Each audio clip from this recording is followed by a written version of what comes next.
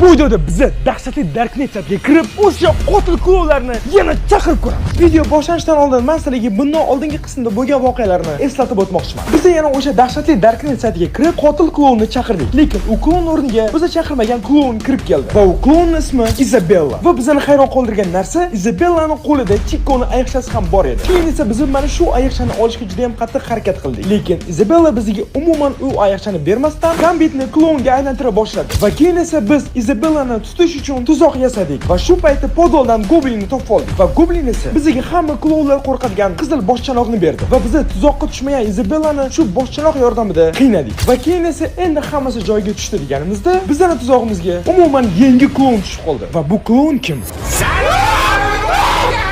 Qanaqadir qonli bo'ldi.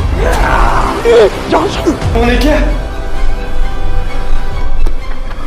Darknet 6-qism. Klonlarning boshlig'ining o'g'li Pumba.